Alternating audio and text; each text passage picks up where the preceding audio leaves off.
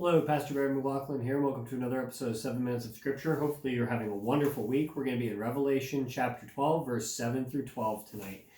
It says this, "And war broke out in heaven. Michael and his angels fought with the dragon, and the dragon and his angels fought." Okay, so this is going to be like the main text in which we're at tonight. Kind of continuing a look, talking about living for Christ in the end times.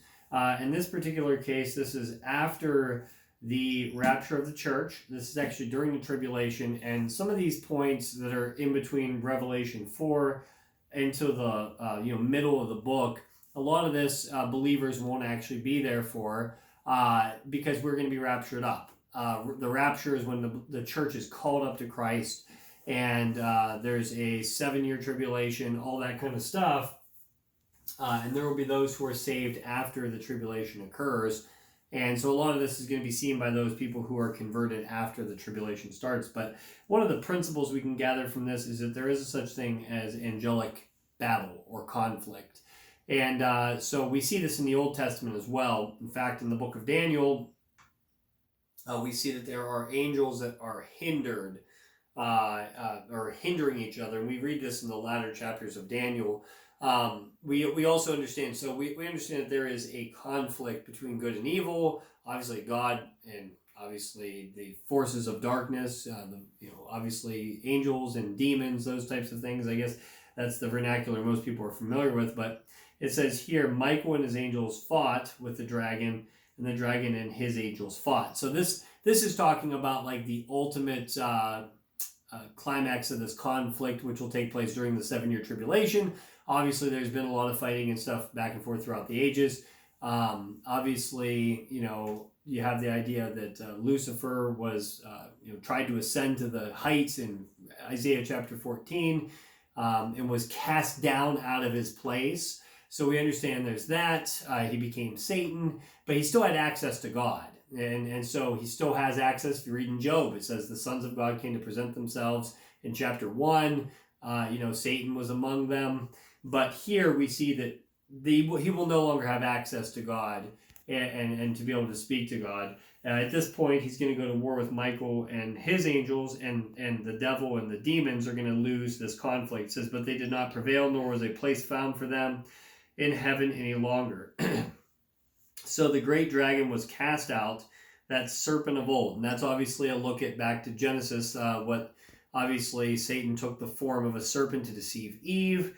And so we see the reason he kind of brings that back up or calls that back up is because of the idea that, he was a liar in the beginning. He's a liar all throughout the ages, deceives the nations, and now no place in heaven is found for him anymore. It says, "Who deceives the whole world. He was cast to the earth, and his angels were cast out with him. Then I heard a loud voice in heaven, now salvation and strength in the kingdom of our God and the power of his Christ have come. For the accuser of our brethren who accuses them before our God day and night has been cast down." So Satan is the accuser. He accuses us, tries to find fault. But the thing is, the difference is that we have been, as believers, believe, you receive Christ's righteousness. Once we have received Christ's righteousness and that pardon, we are declared not guilty. And so therefore, it doesn't matter what evidence Satan tries to present that we've committed these sins or whatever. We have Jesus as the mediator between us and God. And so therefore, there can never be a guilty verdict because we've been imparted with his righteousness and given that declaration of not guilty. And it says here, and they overcame him, for the accuser of their brethren who has accused them before God has been cast, day and night has been cast down. And they overcame him by the blood of the Lamb. So that's what I just said. Obviously, the blood sacrifice of Christ allows us to overcome Satan, and by the word of their testimony. And they did not love their lives to the death. And so this speaks of more than just obviously saving faith, the idea that we're saved, the blood of Christ covers us. There's nothing to obviously accuse us in a positional sense before Christ because we've received Jesus' righteousness.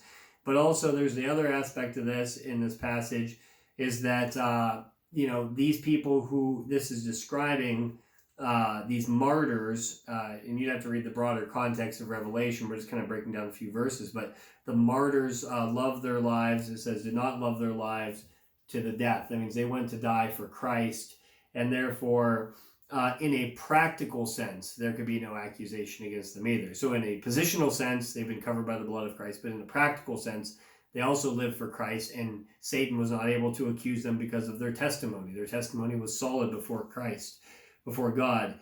Therefore rejoice, O heavens, and you who dwell in them. Woe to the inhabitants of the earth and the sea, for the devil is come down to you, having great wrath, because he knows he has a short time. And so that is obviously a blessing, an encouragement, something we consider. And we're going to be kind of moving on to a new topic on Monday, considering what that topic is. And if you have any ideas, feel free to drop any ideas in the comments before Monday. Unless you're watching this in the future, then it might not even be on a Friday that you're watching it. So, yeah, I hope this whole look at Revelation has been encouraging. This last little part about a short time, Satan knows that he only has a short time. His doom is sealed. And when Jesus said it's finished on the cross, it was finished on the cross 2,000 years ago. His fate is sealed. God wins, Satan loses, and Jesus Christ is coming to reign on earth and will reclaim what is his, and that is the throne of David. And so, guys, if you have not believed in Jesus, today is the day of your salvation. He who believes in me has everlasting life, John 6:47. And I pray that today would be the day of your salvation. God bless you guys, your families. Have a wonderful weekend, and we'll see you in Monday night's video.